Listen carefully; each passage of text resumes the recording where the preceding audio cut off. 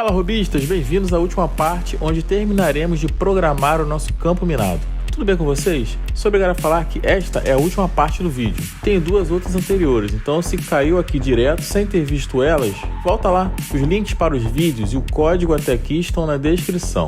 Até agora nós temos o nosso tabuleiro desenhado com células. Aproximadamente 10% dessas células têm bombas. As células que não têm bombas já mostram o número de bombas ao redor e o nosso algoritmo de abrir as células automaticamente foi todo implementado por nós, fazendo o Flood Fill. Sem mais delongas, vamos continuar. Acho que os próximos passos que podemos dar é setar bombas em uma quantidade adequada. Normalmente, em um nível fácil como no nosso tabuleiro, é por volta de 10 bombas. Devemos também possibilitar que o jogador possa marcar onde ele acha que tem bomba e que o nosso jogo cheque vitórias e derrotas. Bastante coisa, né? Mas vamos prosseguir. Começando colocando a quantidade adequada de bombas. Vamos criar uma variável no sketch que vai definir esse número.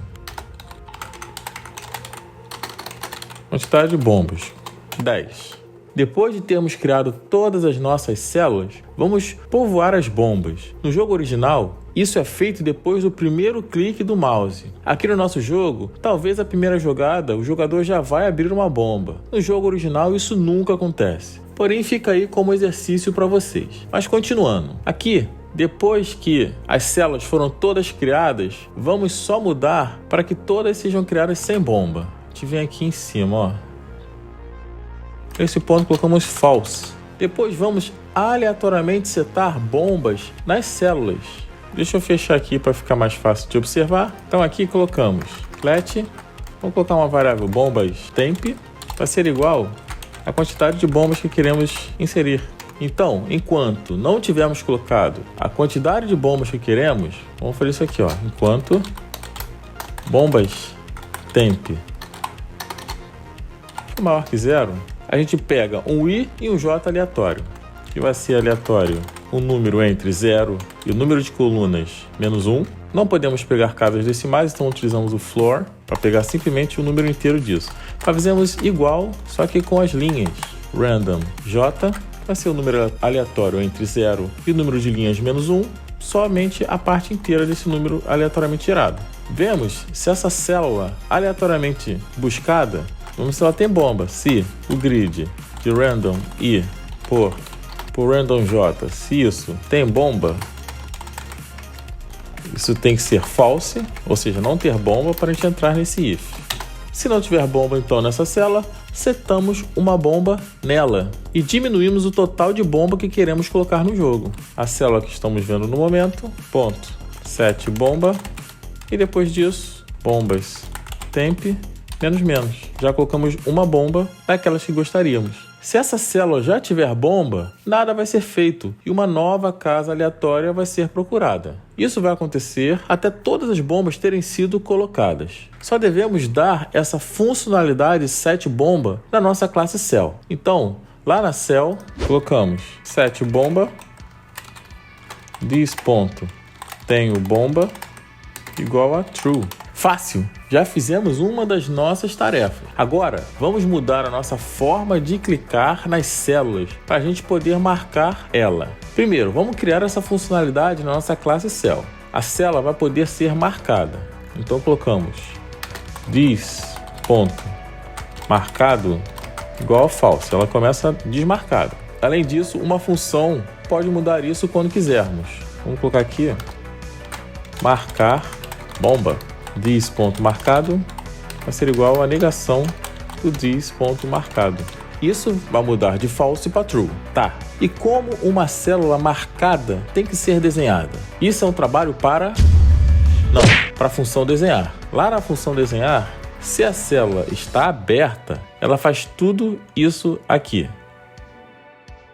Se ela não está aberta, a gente vê se ela está marcada. Então aqui, se this ponto marcado, else, quando ela está desmarcada, colocamos esse código aqui dentro. Se ela estiver marcada, ela vai ser dessa cor aqui. Vamos copiar esse pedaço de código e vamos colocar um pink. Se não, nada muda. Ela vai ser desenhada cinza. Terminamos por aqui. Agora é lá no sketch.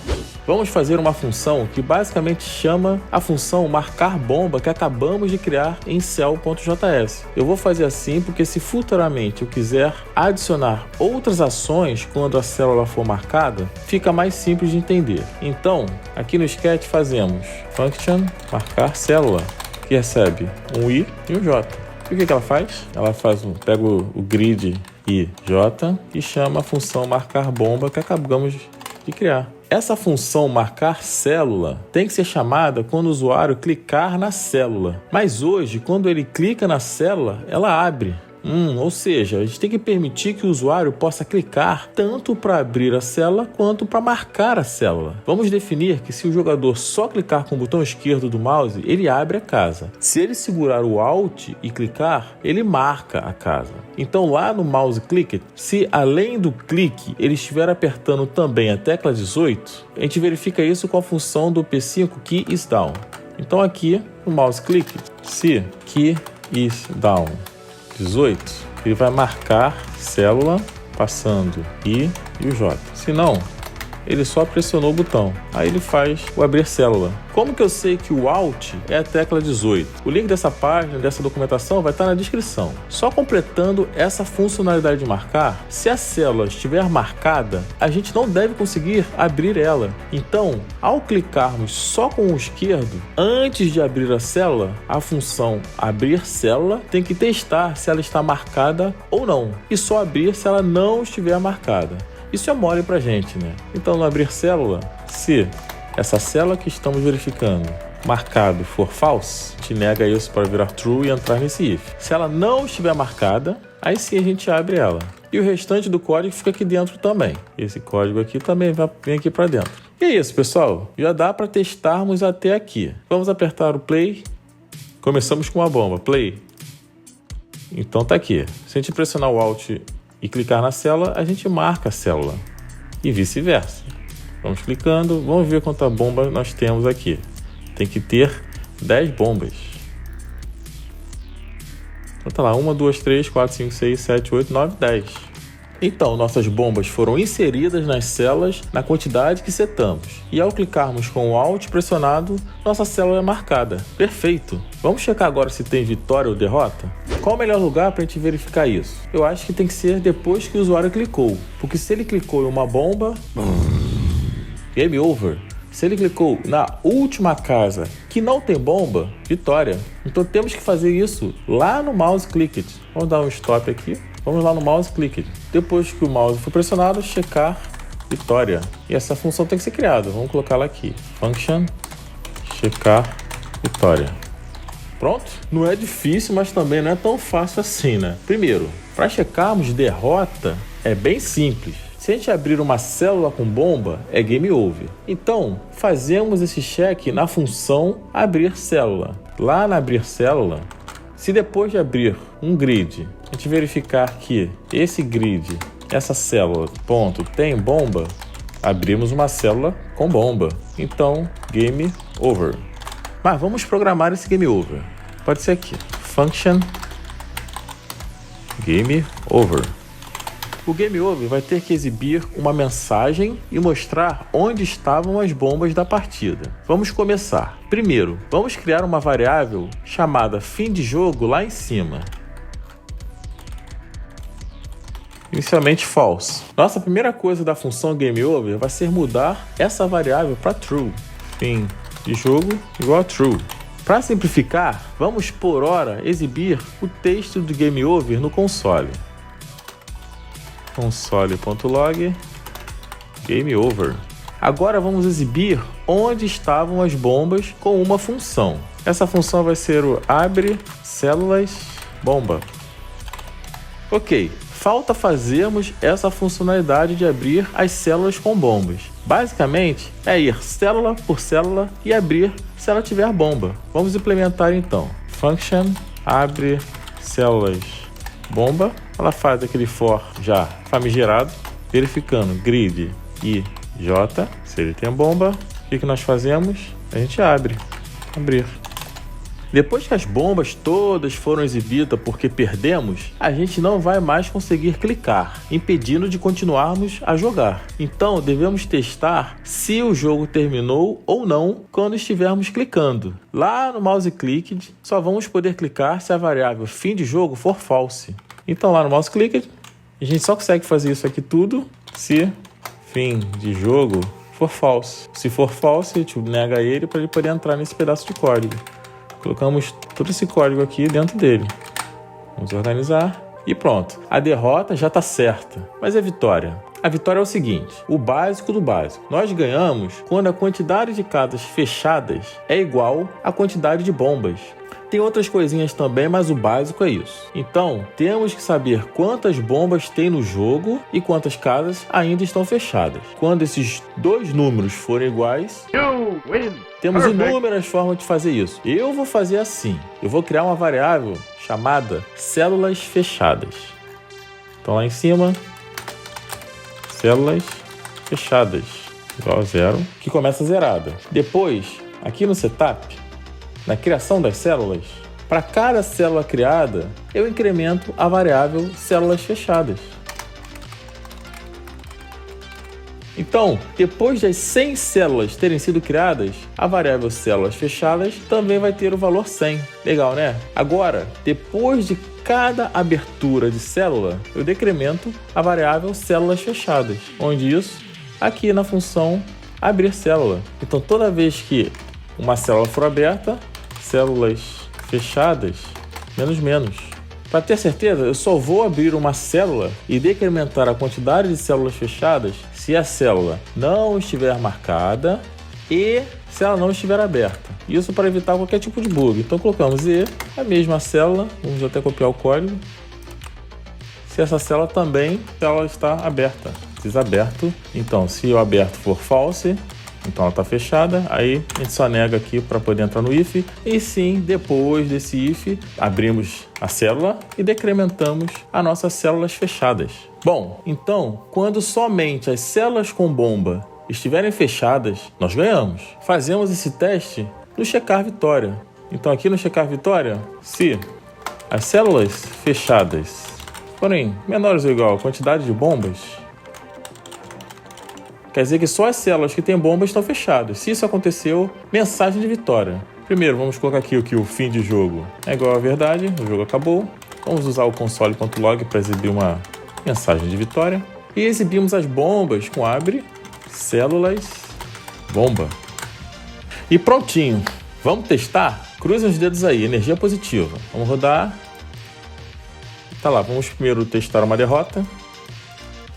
Difícil de se perder, hein? Tá lá, game over. E agora vamos testar a nossa vitória. Vamos lá.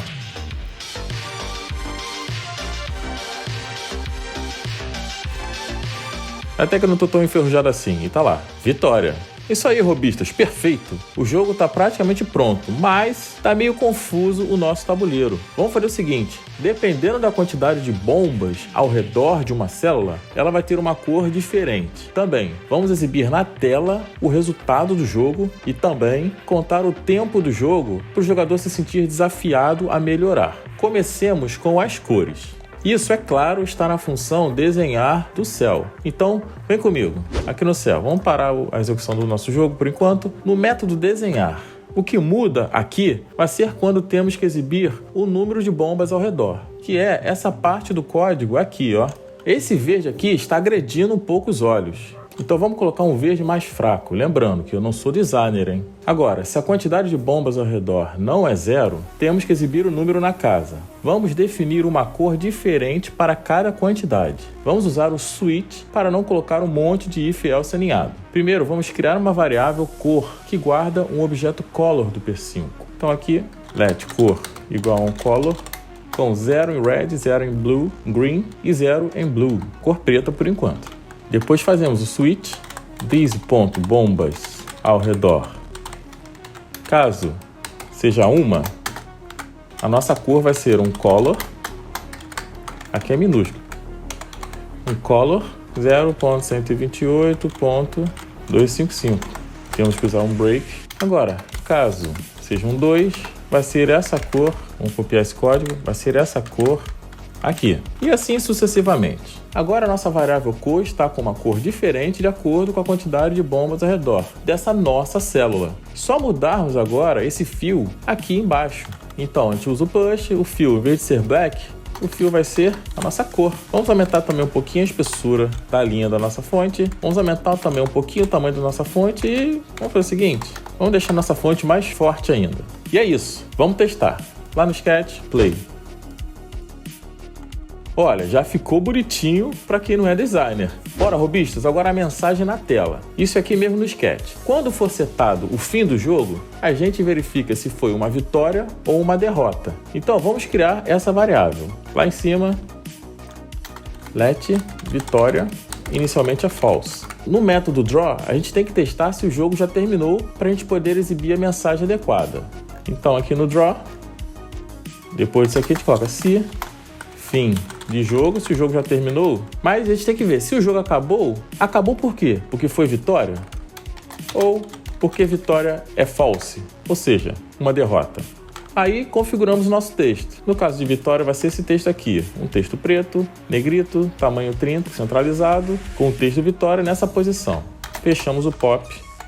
No caso de derrota, é algo parecido, só que logicamente com o texto de derrota. Só lembrando que está meio centralizado na mão, só para facilitar, mas relevem isso. Agora a gente tem que fazer o seguinte, se tivermos ganhado o jogo, a nossa variável vitória tem que ser mudada para true. Isso é lá na função checar vitória. Então aqui na checar vitória, fim de jogo igual a true, vitória igual a true. A gente pode deletar esse texto aqui do console e também podemos deletar o texto desse console no caso de derrota também, já que esses textos estão agora na nossa função draw. Vamos fazer um testezinho de leve. Primeiro para derrota, vamos tentar clicar numa bomba. Tá lá, derrota. E agora vamos tentar ganhar.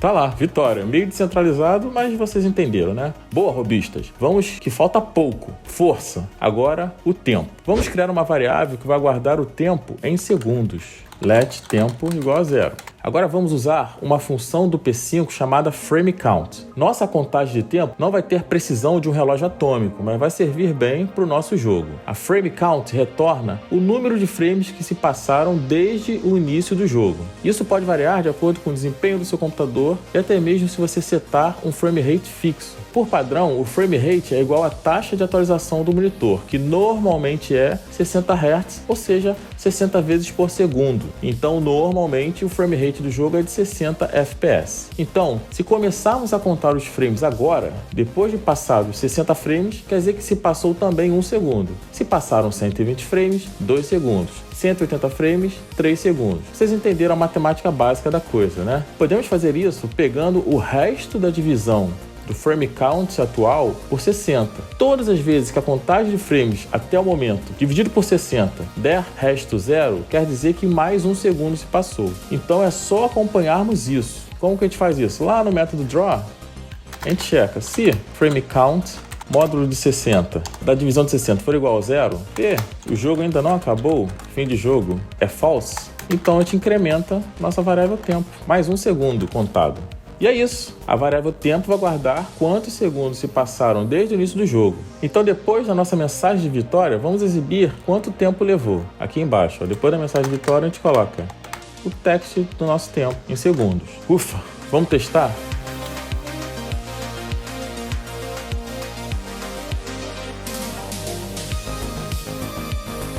É isso, robistas, está entregue. Se inscrevam no canal para nos ajudar a crescer. Curte o vídeo aí também. Custa só um clique para vocês, mas para o vídeo é muito bom. Podemos melhorar visualmente? Sim. Há pontos de melhoria no código? Claro, mas temos um campo minado completamente funcional do início ao fim.